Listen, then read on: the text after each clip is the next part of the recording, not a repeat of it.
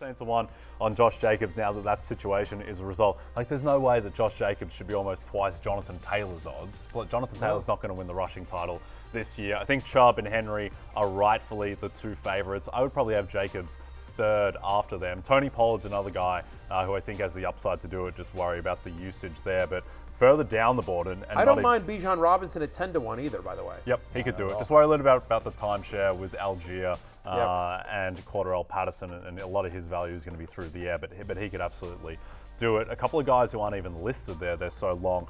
Travis Etienne is 30-1. You just need Tank Bigsby to just not happen. And I think it probably will happen, but if he doesn't, Etienne has the talent, and I think the team, who are minus 160 to win their division and are going to be running a lot in second halves, where I think that he could do it. And then the other guy, the long shot I like there is Dameon Pierce, is 35-1. And Jacobs showed last year, you don't have to be on a great team necessarily to win this. I think he's going to run a ton. I think he has the upside to be a top 5 most talented running back in football, just as a pure runner. And so I wouldn't be shocked if Dameon Pierce puts up 1,600 yards on the ground this year. All right, let's look at most regular season touchdowns in this group as well. This one is actually led by Derrick Henry rather than Nick Chubb on the board. Nick Chubb, though, right behind him at plus 850, Jay.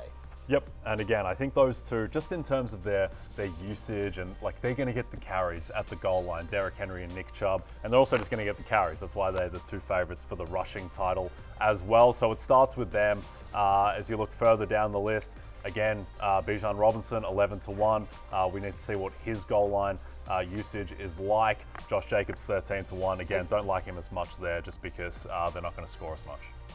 I'll tell you a couple of guys that I think it's just kind of insane. Like I'm Austin Eckler, who scored like 18 touchdowns the last 2 years at 14-1.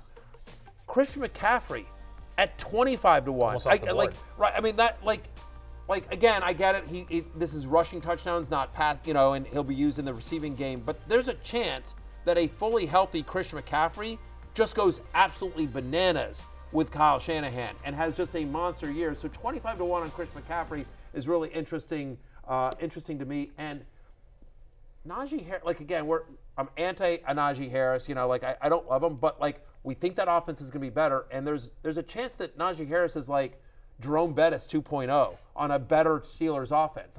We think that offense will be better, and so he was like 22-1? Yep, 22-1. Yep. Last one for me, Tony Pollard, 25-1. He only got 7 carries at the goal line last year, still scored 9 touchdowns. I think he has the upside to lead the league in touchdowns on an explosive offense. Ezekiel Elliott gives up over 20 goal-to-go carries. Yep. That's available in that offense from last year. Zeke is obviously in. What's Zeke's, by the way? I wouldn't put it past Belichick to 40, say you're going to be my new LeGarrette Blount. Right. Yep. He's younger than into 12 touchdowns. Zeke is younger than Corey Dillon when Corey Dillon went to the Patriots, and Corey Dillon was a monster for the Patriots for 3 years. Yep. He was awesome. Could be done. I'm just saying. Jamal Williams. Just saying. Hey, it's Matthew Berry from NBC Sports and RotoWorld.com. Just want to thank you so much for watching what you just watched, or at least being too lazy to click out of it after the autoplay just kept it going. So either way, thank you so much for just letting it scroll by your screen. And now I'd like to ask you respectfully,